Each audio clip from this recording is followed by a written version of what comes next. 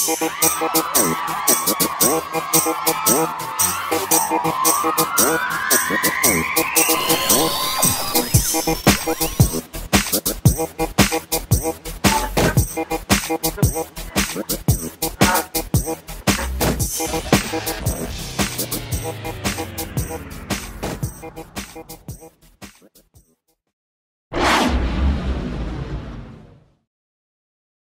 a new album, you know. So we had them.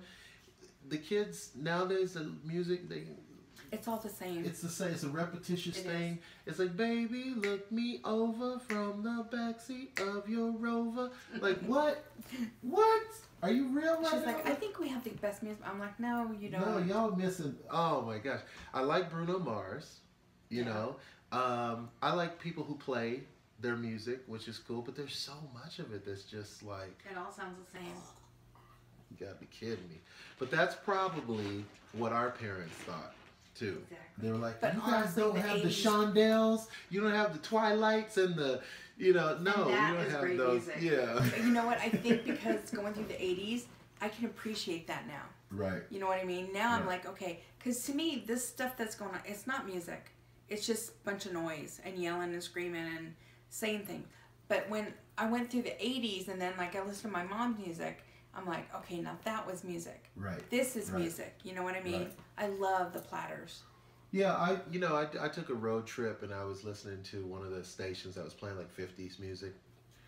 And, you know, it's like people used to write about love as if love was just a thing that you fell into love. Like they're always writing about love. Now you fall into bed. Yeah, and now I was going to say, and now people just write about lust. Yeah, like lust is a regular thing. And it's like, you know, some of the... I was coaching a singer one day in here, and I had her learn Etta James at Last, right? And I said, can you tell me what the song's about? She's like, well, it's about, you know, two people fall in love. I said, no. It's about so much more. So much more. Like, she found a dream.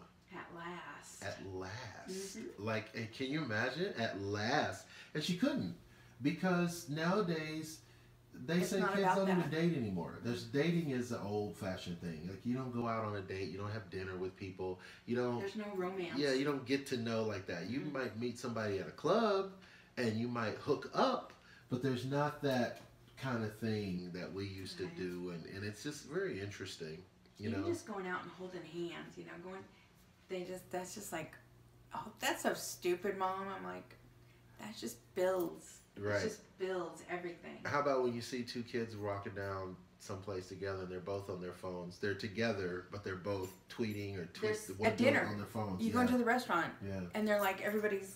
That's why, like, when we go, I'm like, okay, phone away. We need to talk. You know, you see, like the whole families, everybody's got a phone, but nobody's talking. Right.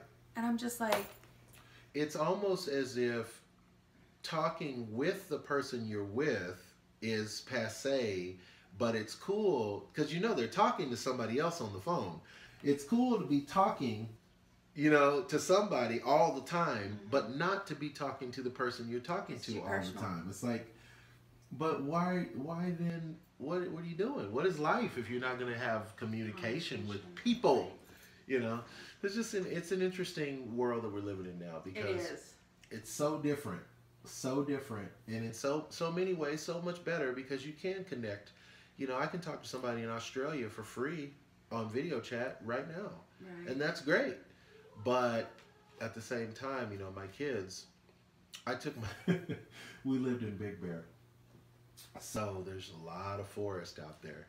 So I told my two sons one day, I said, listen, get off the computer, get off the games, go outside, right? So my oldest son, they're 6 years apart. So my oldest son, now he's 12, but he's probably 9, right? So they go outside. I give them some toys. Here's your trucks. Here's your guns and playthings. Go outside. My son, my 9-year-old, comes back. He's crying. We don't know what to do. What do you want to do? I knew you were going to say that. What are we supposed to do? I said, you're supposed to play. Just play. They don't play know what? Anymore. Play a game. Like imagine it.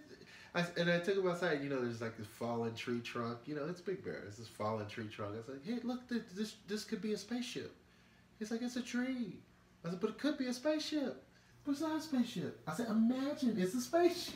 But you know what? This is what games and Xbox and everything, it's taken away their imagination. Right. That's why I tell them, we struggled so much when I was homeschooling her, because like we'd have to come to the poetry part of language arts and be like, no, you have to make up a story. Use your imagination. You're like, I can't.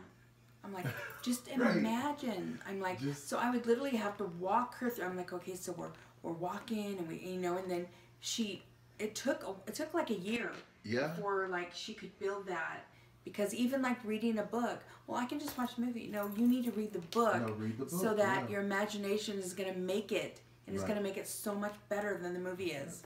Well, and the thing is you know, education was not education, but arts programs were taken out of schools back in George Bush, right? George W. Bush. So if you can imagine, so he's president for 8 years, right? Then you have Obama. There's 16 years that's gone by already where the kids are missing out on theater, they're missing out on music after school, they're missing out on drama and debate classes. All those things were cut from schools' budgets. So I can't imagine a generation of kids that don't want to play a piano or don't want to play a guitar, but that's what we're dealing with. And then on top of that, we have these shows that have come out like The Voice, where it's great that they're giving those kids an opportunity, but those kids get the false idea that, number one, making it requires someone else's approval, and then secondly, that it's just that easy. That all I have to do in life is go on The Apprentice and have somebody say I'm hired and I'm good. That's it. I'm good. That's all I need. Well, don't I wish? And life does not work that way. No. And it never worked that way. And so people, they really get the wrong idea about the hierarchy of things. The way we did when we were kids. It used to be like, hey, you go out and get a paper route. I'm going to tell you. You want that bike? You go get the money. You go buy it.